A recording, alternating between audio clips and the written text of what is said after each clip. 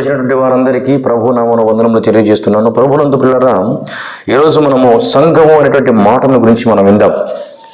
అయితే సంఘము అనేటువంటి మాటను గ్రీకు భాషలో ఎక్లేసియా అంటారండి. ఈ మాట ఎక్లేసియా అనేటువంటి పదం నుంచి పుట్టింది, గ్రీకు భాష నుండి పుట్టింది. ఎక్లేసియా అనగా పిలువబడిన వారు అని అర్థం. అంటే సంఘముగా కూడుకునేటువంటి వారందరూ కూడా ఏంటండి, పిలువబడిన వారు. సంఘము అంటే కేవలము 4 గోడలు మాత్రమే కాదు, పిల్లర్స్తో కట్టినది, ఇటుకలతో కట్టినది, పునాది వేయబడినది, ఇది కాదండి. సంఘము అంటే పిలువబడిన వారు, అంటే ఒక గుంపు అన్నమాట, ప్రజల సమూహం. ప్రభునందు పిల్లరా, ఈ పిలువబడినటువంటి వారిలో మనము ఒక 5 పాయింట్లను మనం తెలుసుకుందామండి. మొట్టమొదటి పాయింట్, ఎవరు పిలిచారు. రెండవది, ఎందుకు పిలిచారు. మూడవది, ఎలా పిలిచారు. నాలుగవది, ఎక్కడి నుండి పిలిచాడు. ఐదవది, ఎక్కడికి పిలిచాడు అనేటువంటి విషయాలు మనము తెలుసుకుంటూ ఉన్నాం. పిల్లరా, మొట్టమొదటిగా ఎవరు పిలిచారు. పేతురు రాసిన పత్రిక 2వ అధ్యాయము 9వ వచనాన్ని మనం గమనిస్తే, అయితే మీరు చీకటిలో నుండి ఆశ్చర్యకరమైన తన వెలుగులోనికి మిమ్మును పిలిచిన వాని గుణాతిశయములను ప్రచురము చేయు నిమిత్తము ఏర్పరచబడిన వంశమును, రాజులైన యాజక సమూహమును, పరిశుద్ధ జనమును, దేవుని సొత్తైన ప్రజలనై ఉన్నారు. చూడండి, ఇక్కడ మనం గమనించినట్లయితే మిమ్మును పిలిచిన వాని గుణాతిశయములను అని రాయబడింది ఇక్కడ. అంటే మనల్ని ఎవరు పిలిచారు అంటే ఆయన గుణలక్షణాలని మనం ప్రచురం చేయాలి కదండి. ఎవరు మనల్ని పిలిచారు అంటే దేవుడు పిలిచాడు. 1 కొరింథీయులకు రాసిన పత్రిక 1వ అధ్యాయము 9వ వచనం ప్రకారంగా మనము గమనించినట్లయితే, 1 పేతురు రాసిన పత్రిక 1వ అధ్యాయము 9వ వచనంలో మనకు స్పష్టమైనటువంటి మాట, ఎవరు పిలిచారు అన్నదానికి చాలా చక్కని మాట రాయబడింది ఇక్కడ. 9వ వచనం, మన ప్రభువైన యేసుక్రీస్తు అను తన కుమారుని సహవాసమునకు మిమ్మును పిలిచిన దేవుడు నమ్మతగిన వాడు. ఏంటండి, ప్రభువైన యేసుక్రీస్తు అను తన కుమారుని సహవాసమునకు మిమ్మును పిలిచిన దేవుడు ఎవరంటండి, నమ్మతగినవాడు. ఎవరు పిలిచారు మనల్ని అంటే ప్రభునందు పిల్లరా, దేవుడు మనల్ని పిలిచారండి. నమ్మతగిన దేవుడు మనల్ని పిలిచారు. పేతురు రాసిన పత్రికలో రాసిన విధముగా మిమ్మును పిలిచిన వాని గుణాతిశయములు. ఎవరండి, మనల్ని పిలిచింది ఎవరు అంటే దేవుడు మనల్ని పిలిచాడండి. ఎవరు పిలిచారు అన్న దానికి దేవుడు మనల్ని పిలిచారు అని చూసుకున్నాం. ఇప్పుడు రెండవది, ఎందుకు పిలిచారు. దేవుడు మనల్ని ఎందుకు పిలిచాడు. ఇక్కడే 1వ అధ్యాయం 2వ వచనంలో మనం గమనించినట్లయితే, కొరింథీలో ఉన్న దేవుని సంఘమునకు అనగా క్రీస్తు యేసునందు పరిశుద్ధపరచబడిన వారి, పరిశుద్ధులుగా ఉండుటకు పిలువబడిన వారికి మనకును ప్రభువుగా ఉన్న మన ప్రభువైన యేసుక్రీస్తు నామమున ప్రతి స్థలములలో ప్రార్థించు వారందరికీ శుభమని చెప్పి వ్రాయినది. చూడండి ప్రభునందు పిల్లరా, ఎందుకు పిలిచాడు అంటే ఇక పైన రాయబడింది కదండి, కొరింథీలో ఉన్న దేవుని సంఘమును కనుక క్రీస్తు యేసునందు పరిశుద్ధపరచబడిన వారే పరిశుద్ధులుగా ఉండుటకు.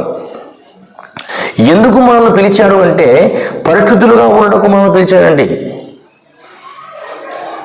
నేను పరిశుద్ధులై ఉండలాగున మీరును పరిశుద్ధులై ఉండు అని దేవుని వాక్యం సెలవిస్తుందండి. చూడండి ప్రభునందు పిల్లరా, మనల్ని పరిశుద్ధులుగా ఉండడానికి ఆయన మనల్ని పిలిచాడు. కానీ ఈ రోజుల్లో చాలా మంది పరిశుద్ధముగా జీవించకుండా పాపములో జీవిస్తూ ఉన్నారండి. పాపములో ఉన్న మనల్ని పరిశుద్ధులుగా ఉండటానికై, పరిశుద్ధ జీవితం జీవించడానికై మనల్ని పిలిచాడు. మనం పరిశుద్ధులుగా ఉండాలి అని ఆయన మన కొరకు ఈ లోకానికి వచ్చి మన కొరకు తన ప్రాణాన్ని త్యాగం చేశాడండి ప్రభునందు పిల్లరా. దేవుడు పరిశుద్ధుడు కాబట్టి మనము కూడా పరిశుద్ధులుగా ఉండాలి అని ఆయన ఈ లోకానికి వచ్చాడండి. చూడండి ప్రభునందు పిల్లరా, మనం గమనించినట్లయితే ప్రభునందు పిల్లరా, పరిశుద్ధులుగా ఉండటానికై మనల్ని పిలిచి మొట్టమొదటిగా ఎందుకు ఆయన మనల్ని పిలిచారు అంటే మనము పరిశుద్ధులుగా ఉండటానికై ఆయన మనల్ని పిలిచాడండి. ఈరోజు ఈ వాక్యాన్ని వింటున్న నిన్ను ఆయన ఎందుకు పిలిచాడండి? పరిశుద్ధులుగా ఉండడానికి. మనం ఎలా జీవిస్తున్నావు? పరిశుద్ధమైన జీవితం జీవిస్తూ ఉన్నావా లేదా అనేది జ్ఞాపకం చేసుకోవాలి. మన గ్రంథము, బైబిల్ గ్రంథము పరిశుద్ధ గ్రంథము. పరిశుద్ధ గ్రంథములో ఉన్న పరిశుద్ధమైన మాటలను వింటూ పరిశుద్ధముగా జీవించాలి. పాపములకు దూరముగా ఉండాలి, పాపములకు దాసులము కాకుండా. క్రీస్తుకే మనం దాసులము కావాలండి. మనల్ని పరిశుద్ధులుగా ఆయన ఉండుటకై మనల్ని పిలిచారండి. రెండవదిగా 1 పేతురు రాష్ట్ర పత్రికలో 2వ అధ్యాయములో 9వ వచనములో మిమ్మును పిలిచిన వాని గుణాతిశయములను ప్రచురము చేయు నిమిత్తమై అన్నాడండి. ఎందుకంటే మిమ్మును పిలిచిన వాని గుణాతిశయములను, మనం పిలిచింది ఎవరిని మనం విన్నామండి? దేవుడు మనం పిలిచాడు. దేవుని యొక్క గుణాతిశయములను మనము ప్రచురము చేయాలండి. ఆయన నమ్ముకుంది మనం కేవలం ఊరికే ఉండడానికి కాదండి, ప్రతి ఆదివారం మందిరానికి వచ్చి ఇంటికి వెళ్ళడానికి కాదు. ఆయన మనల్ని పిలిచింది. ఆయన గుణాతిశయములను ఏం చేయాలండి? మనము ప్రచురము చేయాలండి. చూడండి ప్రభువుల ద్వారా ఆయన గుణాతిశయములను ప్రచురం చేయడానికి కేవలము సేవకులు, పాస్టర్లు, సువార్థికులు, సంఘ పెద్దలు వీళ్ళు మాత్రమే కాదండి. ఆయన గుణాతిశయములను అందరూ ప్రచురము చేయాలి. ఆయన అందరినీ పిలిచాడు కాబట్టి గుణాతిశయములను ప్రచురము చేసేటువంటి వారముగా మనం ఉండాలండి. మూడవదిగా ఎందుకు ఆయన మనల్ని పిలిచాడు అంటే 1 కొరింథీయులకు రాష్ట్ర పత్రిక 1వ అధ్యాయం 9వ వచనంలో మనం గమనించినట్లయితే మన ప్రభువు అయిన యేసు క్రీస్తు అను తన కుమారుని సహవాసమునకు, తన కుమారునితో సహవాసం ఉండడానికై, యేసు క్రీస్తుతో మనం సహవాసము కలిగి ఉండడానికే మనల్ని పిలిచాడు. క్రీస్తు శరీరం, సంఘమునకు శిరస్సు క్రీస్తు ఉన్నాడండి. క్రీస్తు సంఘమునకు శిరస్సు. సంఘము క్రీస్తు యొక్క శరీరం. ఆయన శరీరములో మనం సహవాసం ఉండడానికై, ఆయన సంఘముతో మనము సహవాసము కలిగి ఉండుట నిమిత్తమై ఆయన మనల్ని పిలిచాడండి. కాబట్టి ప్రభునందులారా ఈ వాక్యాన్ని వింటున్న నీవు ఎందుకు ఆయన మనల్ని పిలిచాడు అంటే మొట్టమొదటిగా పరిశుద్ధులుగా ఉండడానికే మనల్ని పిలిచాడు. రెండవదిగా మనల్ని పిలిచిన వాని గుణాతిశయములను ప్రచురము చేయుట నిమిత్తమై పిలిచాడండి. ఆయన గుణాతిశయములను మనం ఏం చేయాలండి? ప్రచురము చేయాలి. అనవసరమైన వాటిని ప్రచురం చేస్తూ ఉంటుంటారు. కానీ దేవుని యొక్క గుణాతిశయములు, ఆయన ప్రేమ ఎలాంటిది, ఆయన దీర్ఘశాంతం ఎలాంటిది, ఆయన మన కొరకు ఏమై ఉన్నాడు, ఆయన మనకి ఏం చూపించాడు అని ఇవన్నీ కూడా ఆయన గుణాతిశయములను మనం ప్రచురం చేయాలండి. అలాగనే మూడవదిగా యేసుక్రీస్తు యొక్క సహవాసమునకై, యేసుక్రీస్తుతో మనం సహవాసం కలిగి ఉండడానికై ఆయన మనల్ని పిలిచాడండి. మూడవది ఎలా పిలిచాడు? మొదటి పాయింట్ మనం విన్నాము, ఎవరు పిలిచారు. రెండవది ఎందుకు పిలిచాడు. మూడవది ఎలా పిలిచారు. 2వ తెస్సలోనికీయులకు రాష్ట్ర పత్రిక 2వ అధ్యాయము 14వ వచనంలో మనం గమనించినట్లయితే 2వ తెస్సలోనికీయులకు రాష్ట్ర పత్రిక 2వ అధ్యాయం 14వ వచనంలో అపోస్తలుడైన పౌలు తెస్సలోనికయ సంఘముతో చాలా చక్కగా ఈ మాటలు రాశాడండి. 2వ అధ్యాయం 14వ వచనంలో మనం ఎలా పిలువబడ్డాము అంటే 14వ వచనంలో మీరు ఇలాగున రక్షించబడి మన ప్రభువైన యేసుక్రీస్తు యొక్క మహిమను పొందవలెనని ఆయన మా సువార్త వలన మిమ్మును పిలిచెను. ఏంటండి? మా సువార్త వలన మిమ్మును పిలిచెను అని రాయబడింది. అంటే ఎలా మనం పిలువబడ్డాము అంటే క్రీస్తు యొక్క సువార్త వలన. అపోస్తలుడైన పౌలు అంటున్నాడు మా సువార్త వలన మిమ్మును ఆయన పిలిచెను అని మరి ఇక్కడ అపోస్తలుడైన పౌలు అంటూ ఉన్నాడండి. చూడండి ప్రభువుల మా సువార్త అంటే దేని వలన మనం పిలువబడ్డామండి? ఎలా మనం పిలువబడ్డామండి? సువార్త వలన మనం పిలువబడ్డాము. ఈరోజు నువ్వు రక్షించబడ్డావు అంటే, ఈరోజు నువ్వు మందిరానికి వస్తూ ఉన్నావు అంటే, నువ్వు ప్రతి వారము కూడా మరి కూడికలో పాల్గొంటూ ఉంటున్నావు అంటే ప్రభునందు పిల్లరా నీవు ఎలా రక్షించబడ్డావు అంటే నువ్వు ఎలా పిలువబడ్డావు అంటే సువార్త ద్వారానే. ఎవరో ఒకరు నీకు సువార్త చేస్తేనే నీవు రక్షణ పొందావు. ఎవరో ఒకరు నీకు దేవుని యొక్క మాటలు చెబితే నీవు మందిరానికి వస్తున్నావు. అయితే ప్రభునందు పిల్లరా సువార్త ద్వారానే మనం రక్షించబడ్డాము. ఎలా మనం పిలువబడ్డాము అంటే సువార్త ద్వారానే. ఇక్కడ అంటున్నాడు అపోస్తలుడైన పౌలు మీరు ఇలాగున రక్షించబడి మన ప్రభువైన యేసుక్రీస్తు యొక్క మహిమను పొందవాలని ఆయన మా సువార్త వలన మిమ్మును పిలిచినంటున్నాడు. మా సువార్త వలన ఎందుకు అంటున్నాడంటే ఆ కాలంలోనే పౌలు ఉన్నటువంటి కాలంలోనే దుర్బోధలు వచ్చాయండి. అబద్ధ బోధకులు బయలుదేరారు.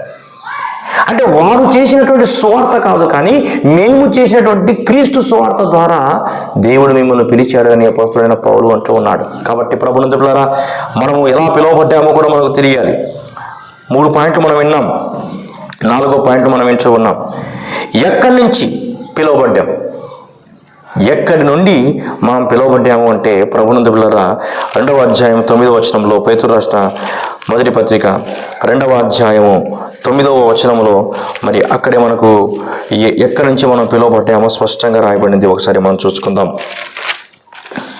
9వ వచనంలో, అయితే మీరు చీకటిలో నుండి, ఎక్కడి నుండి అండి? చీకటి అనగా ఏంటండి? పాపము. చీకటి అనగా పాపము, సాతానుడు. చీకటి జీవితం నుంచి మనం పిలువబడ్డామండి. అపోస్తుల కార్యముల్లో 26వ అధ్యాయము 16వ వచనాన్ని మనము గమనించినట్లయితే, అపోస్తుల కార్యములు 26వ అధ్యాయము 16వ వచనాన్ని ఒక్కసారి మనం చదువుకుందామండి.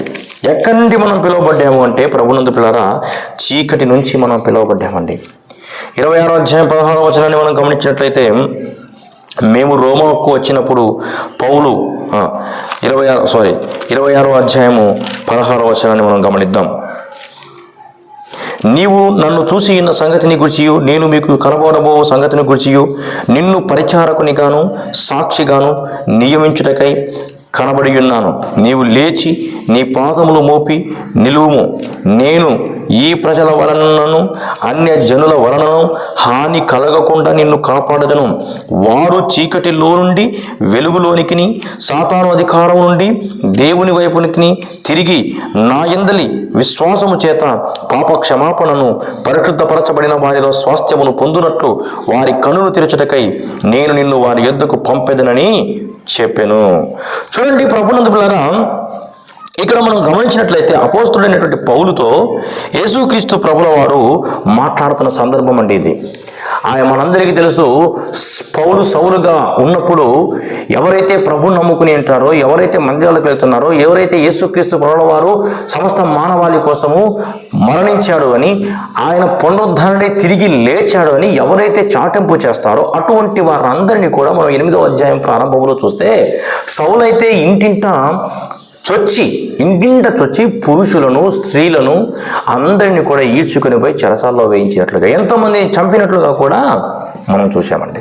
అటువంటి సౌలు అపోస్తుల్ని చంపడానికై, శిష్యుల్ని చంపడానికై బయలుదేరాడండి. వారు దమస్కులో ఉన్నారని బయలుదేరాడు. ఆ దమస్కు మార్గములో యేసుక్రీస్తు ప్రభువారు అపోస్తుడైనటువంటి పౌలుకు, అంటే పౌలు కాకముందు సౌలుకు ప్రత్యక్షమై అక్కడ చాలా విషయాలు 14వ వచనంలో, మేమందరమును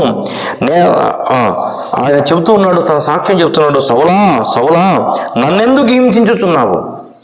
మునికోలకు ఎదురుతున్నట నీకు కష్టమని హెబ్రీ భాషలో ఒక స్వరము నాతో పలుకుట వింటి. అప్పుడు నేను, ప్రభువా నీవు ఎవడవని అడగగా, ప్రభు నేను నీవు హింసించుచున్న యేసును, నీవు నన్ను చూసి ఉన్న సంగతిని గుర్చియు, నేను నీకు కనబడబో సంగతిని గుర్చియు, నిన్ను పరిచారకునిగా సాక్షినిగా నియమించుటకై కనబడి ఉన్నాను అంటున్నాడండి. యేసుక్రీస్తు ప్రభువు వారు నీవు హింసించుచున్న యేసును నేనే అని అంటూ ఎందుకు ఆయన నియమించాడంట? నీవు నన్ను చూచిన సంగతిని గూర్చియు, నేను నీకు కనబడబో సంగతిని గూర్చియు, నిన్ను పరిచారకునిగా సాక్షినిగా నియమించుటకే కనబడి ఉన్నాను అంటూ ఉన్నాడు. అలాగని అంటూ ఉన్నాడండి. 18వ వచనంలో మనం గమనిస్తే, నేను ఈ ప్రజల వలనను అన్య జనుల వలనను హాని కలగకుండా నిన్ను కాపాడదను. వారు చీకటిలో నుండి వెలుగులోనికి, ఏమంటారండి? ప్రజలు చీకటిలో నుంచి వెలుగులోకి, సాతాను యొక్క అధికారం నుండి దేవుని వైపుకి తిరిగి నా యందలి విశ్వాసము చేత పాప క్షమాపణను పరిశుద్ధపరచబడిన వారిలో స్వాస్థ్యమును పొందునట్లు వారి కన్నులు తెరచుటకై నేను నిన్ను వారి యొద్దకు పంపెదనని చెబుతూ ఉన్నాడు. సౌలును పౌలుగా మార్చి యేసుక్రీస్తు ప్రభువు వారు అన్య జనుల్ని, చీకటి జీవితము జీవించేటువంటి వారిని, సాతాను అధికారం కింద ఉండేటువంటి వారిని దేవుని వైపుకు తిరిగే విధముగా యేసుక్రీస్తు ప్రభువుల వారు దేవుడు పౌలును నియమించాడండి. అలాగనే ప్రభునందు పిల్లరా, ఈ వాక్యాన్ని వింటున్న నిన్ను మనల్ని ఎక్కడి నుంచి పిలిచాడు అంటే చీకటిలో నుంచి మనల్ని పిలిచాడండి. చీకటి అనగా మనం విన్నాము, పాపమునకు గుర్తు అండి. పాపములో నుంచి ఆయన మనల్ని పిలిచాడు. అయితే ఇప్పుడు 5వ పాయింట్, ఎక్కడికి పిలిచాడు? మనం మొట్టమొదటిగా విన్నాము, ఎవరు పిలిచారు, ఎందుకు పిలిచారు, ఎలా పిలిచాడు. ఎక్కడి నుంచి పిలిచాడు? చివరి పాయింట్, ఎక్కడికి పిలిచాడు? ప్రభునందు పిల్లరా, అక్కడే పేతురు రాష్ట్ర పత్రికలోనే మనము 2వ అధ్యాయం 9వ వచనాన్ని మనం గమనిస్తే, అయితే మీరు చీకటిలో నుండి ఆశ్చర్యకరమైన వెలుగులోకి. ఎక్కడి నుంచి అండి? చీకటిలో నుండి, పాపము నుండి, సాతాను అధికారం నుండి ఎక్కడికండి? ఆశ్చర్యకరమైన వెలుగు. ఎక్కడికి పిలిచాడంటే ఆయన మనల్ని ఆశ్చర్యకరమైన వెలుగులోనికి మనల్ని పిలిచాడు. చూడండి, వెలుగు మనందరికీ తెలుసు.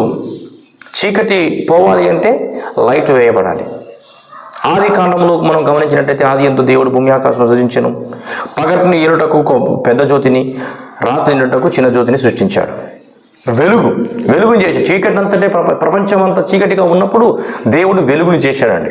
అయితే ప్రభునందు పిల్లరా, మనకు ఉండేటువంటి ఈ వెలుగు, ఉదయం కాగానే సూర్యుడు వస్తాడు, సాయంకాలం కాగానే చంద్రుడు వస్తాడు, ఈ వెలుగు కాదండి. ఇది ఎటువంటి వెలుగు అంటే ఆశ్చర్యకరమైన వెలుగు. ఆశ్చర్యకరమైన వెలుగు అనగా పరిశుద్ధతకు గుర్తు. మనకు మత్తయి సువార్త 5వ అధ్యాయము 4వ వచనాన్ని మనం గమనించినట్లయితే అక్కడ మనకు ఈ విషయం మనకు కనబడుతుంది. మత్తయి సువార్త 5వ అధ్యాయం 4వ వచనం.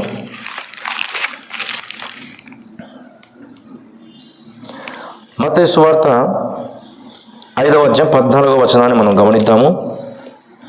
మీరు లోకమునకు వెలుగై ఉన్నారు, కొండ మీద ఉండు పట్టణము మరుగై యుండనేరదు. మనుషులు దీపం వెలిగించి కొంచెం క్రింద పెట్టరు, కానీ అది ఇంట నుండి వారందరికీ వెలిగించుటకై దీప స్తంభం మీదనే పెట్టుదురు. చూడండి ప్రభునందు పిల్లరా, ఇది ఆశ్చర్యకరమైన వెలుగు. మనం ఏమై ఉన్నామంట? లోకమునకు వెలుగై ఉన్నాము. చీకట్లో నుంచి మనల్ని ఎక్కడికి పిలిచాడండి? వెలుగులోనికి పిలిచాడు. వెలుగు పరిశుద్ధతకు సాదృశ్యం. చీకటి అనగా సాతానుడు, వెలుగు అనగా క్రీస్తుకు సాదృశ్యం అండి. ఎఫెసీయులకు రాష్ట్ర పత్రిక 5వ అధ్యాయము 8వ వచనాన్ని మనం గమనించినట్లయితే, అపోస్తలుడైన పౌలు ఎఫెసీయులకు రాష్ట్ర పత్రిక 5వ అధ్యాయము 8వ వచనాన్ని మనం అందరం కూడా గమనిస్తే, అది మామూలు వెలుగు కాదండి, ఆశ్చర్యకరమైన వెలుగు. మీరు పూర్వమందు చీకటి అయి ఉంటిరి, ఇప్పుడైతే ప్రభునందు వెలుగై ఉన్నారు అని అంటూ ఉన్నాడు. పూర్వమందు మనం ఎలా ఉన్నామంటే చీకటిలో జీవించాం, పూర్వమందు మనం పాపంలో జీవించాము. ఇప్పుడైతే క్రీస్తు నందు మనం ఏమై ఉన్నామండి? ప్రభువు నందు వెలుగై ఉన్నాము అంటూ ఉన్నాడండి అపోస్తలుడైన పౌలు. ఎక్కడి నుంచి ఎక్కడికి పిలిచాడు అంటే, చీకటిలో నుంచి, అంధకార సంబంధమైనటువంటి అధికారం నుండి, అంధకార సంబంధమైనటువంటి చీకటి నుండి క్రీస్తు యొక్క రాజ్యములోనికి మనల్ని పిలిచాడు, వెలుగులోనికి మనల్ని పిలిచాడు.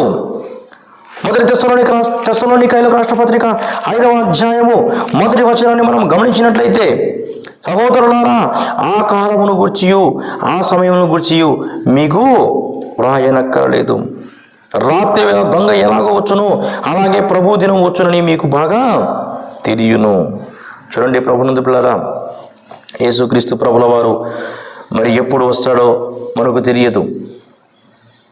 అయితే మనమందరము కూడా చీకటిల్లో జీవితాన్ని విడిచిపెట్టి వెలుగులోకి మనం రావాలి. ఆయన రాకడ సమీపించింది కాబట్టి ఇంకా నీవు చీకటిలో జీవిస్తూ ఉన్నావా? వెలుగులోకి రావాలి. కొలస్సీయులకు రాష్ట్ర పత్రిక 1వ అధ్యాయం 13వ వచనాన్ని చదువుకొని మనం ముగించుకుందాం.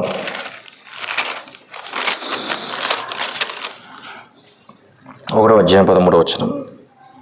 ఆయన మనలను అంధకార సంబంధమైన అధికారములో నుండి విడుదల చేసి తాను ప్రేమించిన తన కుమారుని యొక్క రాజ్య నివాసులుగా చేసెను. ఏం చేశాడండి ఆయన? మనం అంధకార సంబంధమైన అధికారములో నుండి, ఒకప్పుడు అంధకార సంబంధమైన అధికారములో ఉన్నాం, సాతాను అధికారము కింద ఉన్నాం మనం.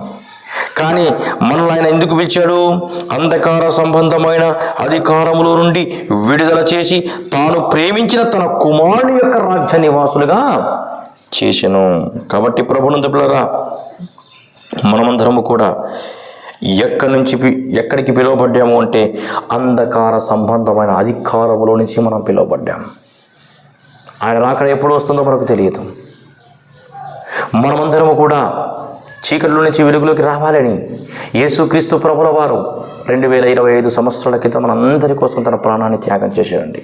చీకటి జీవితాన్ని విడిచిపెట్టి అంధకార సంబంధమైనటువంటి అధికారం నుంచి విడుదల కలిగి ఆయన అధికారంలోనికి మనం వచ్చి క్రీస్తులో మనం జీవించాలి అని యేసుక్రీస్తు ప్రభుల వారు 2025 సంవత్సరాల క్రితం సమస్త మానవాళి నిమిత్తమై మనం అందరము వెలుగులోకి రావాలని మన కొరకు ప్రాణత్యాగం చేశాడు ప్రభునందు పిల్లారా. ఈ వాక్యాన్ని వింటున్న నీవు సంఘము అనేటువంటి మాటను వింటూ ఉన్నావు. సంఘము అనగా ఏంటి విన్నావు? పిలువబడిన వారు. ఎవరు మనం పిలిచారో? దేవుడు మనం పిలిచాడు. ఎందుకు పిలిచారు? పరిశుద్ధులుగా ఉండడానికి పిలువబడ్డాము. ఆయన గుణాతిశయాలను ప్రచురం చేయడానికి మనం పిలువబడ్డాము. అలాగని క్రీస్తుతో సహవాసము ఉండటానికి మనం పిలువబడ్డాము. ఎలా పిలిచారో? సువార్త ద్వారా మనం పిలువబడ్డామండి. అలాగే ప్రభునందు ఎక్కడి నుంచి మనం పిలువబడ్డామంటే చీకటిలో నుంచి, పాపములో నుంచి, అంధకార సంబంధమైన అధికారంలో నుంచి మనం పిలువబడ్డాము. అలాగని ఎక్కడికి మనం పిలువబడ్డామంటే వెలుగులోకి, అనగా పరిశుద్ధతలోకి, అనగా క్రీస్తులోకి మనం పిలువబడ్డాము. ఆ క్రీస్తే మనందరి కొరకు ప్రభునందు పిల్లరా కలువరిగిరిలో ప్రాణత్యాగం చేశాడు. కాబట్టి ప్రభునందు పిల్లరా ఈ వాక్యాన్ని వింటున్న నీవు ఇంకా చీకట్లో జీవిస్తూ ఉన్నావా? అంధకార సంబంధమైన అధికారం క్రింద ఉన్నావో జ్ఞాపకం చేసుకొని, ఇంకా నీవు అంధకార సంబంధమైన అధికారం కింద ఉన్నట్లయితే, ఇంకా నీవు చీకట్లో జీవిస్తున్నట్లయితే యేసు క్రీస్తు యొక్క వెలుగులోనికి రావలసినదిగా మనవి చేస్తూ దేవుడు తన వాక్యం